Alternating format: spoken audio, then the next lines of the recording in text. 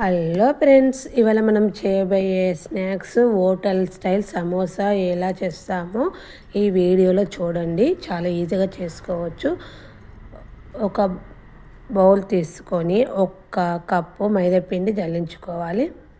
దీనిలోకి చిటికెడు సాల్టు, ఓమా అనేది అరిచేతిలో వేసుకొని ఇట్లా నలుచుకొని వేసుకోవాలి. టేస్ట్ అనేది బాగా వస్తుంది. తర్వాత ఒక స్పూన్ నెయ్యి వేసుకోవాలి. నెయ్యి ప్లేస్లోన ఆయిల్ వేసుకోవచ్చు, బటర్ వేసుకోవచ్చు. నెయ్యి వేసుకుంటే ఏంటంటే సమోసా అనేది టేస్ట్ చాలా బాగా వస్తుంది.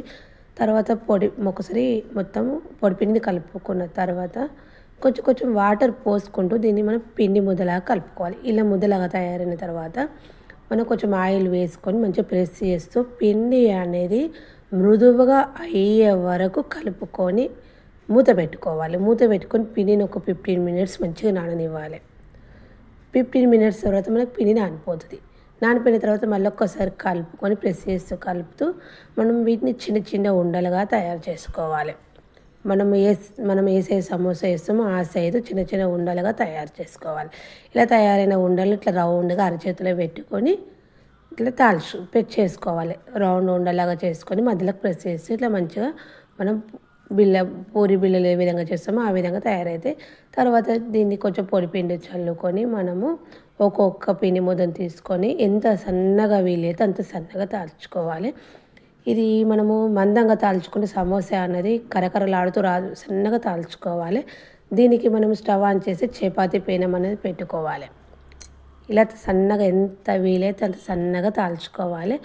మనం పూరి సైజు ఉండలు చేసుకొని ఇట్లా సన్నగా తాల్చుకోవాలి.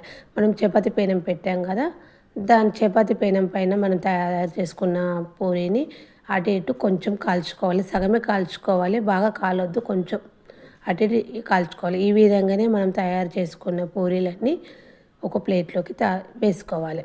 పూరి తాల్చుకోవాలి, తర్వాత మన పెనం పైన వేసుకోవాలి. దీనికి కర్రీ అనేది తయారు చేసుకోవాలి.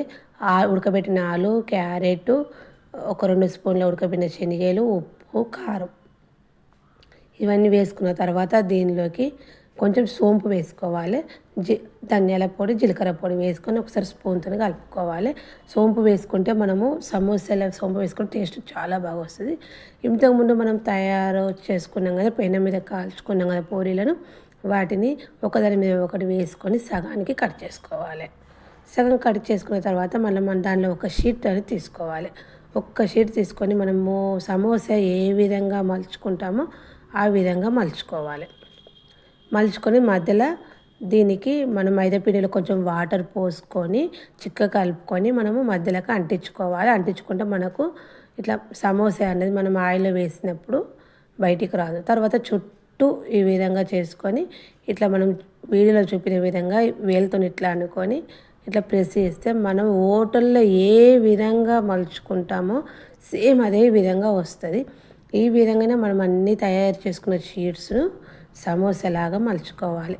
ఇట్లా మైదా పిండితో అతుకు పెట్టుకొని మళ్ళీ అలా మధ్యలో కర్రీ పెట్టుకొని వేలుతో ఇట్లా మలుచుకొని చుట్టూ మళ్ళీ మైదా పిండి పెట్టుకొని వేలుతో ఇట్లా అనుకుంటే మనకు కరెక్ట్ సేమ్ మెథడ్తో చేస్తే కరెక్ట్ ఇప్పుడు సమోసా హోటల్లో ఏ విధంగా మలుస్తారో ఆ విధంగానే వస్తుంది. చాలా ఈజీగా చేసుకోవచ్చు. డీప్ ఫ్రై సరిపడా ఆయిల్ పెట్టుకోవాలి. మనం తయారు చేసుకున్న సమోసాలను ఆయిల్లోకి వేసుకొని గోల్డెన్ బ్రౌన్ కలర్ వచ్చే వరకు మంచిగా గోలించుకోవాలి. గోల్డెన్ బ్రౌన్ కలర్ వచ్చే వరకు గోలించుకున్న తర్వాత ఓ ప్లేట్లోకి తీసుకోవాలి. ఫ్లేమ్లో నూనె అనేది కాగాక మనం సమోసాలు వేసుకోవాలి. తర్వాత సిమ్లో పెట్టుకొని గోలించుకోవాలి మంచిగా. తర్వాత ఫ్లేమ్లో పెట్టుకుంటే మనకి సమోసాలు అనేది ఈ విధంగా రెడీ అయిపోతాయి. ఈ టమాటా కెచప్తో తింటే చాలా బాగుంటుంది. కరకరలాడుతూ ఎంతో టేస్టీగా హోటల్ స్టైల్ సమోసాలు అనేది రెడీ అయిపోయింది. ఓకేనా, బాయ్ ఫ్రెండ్స్.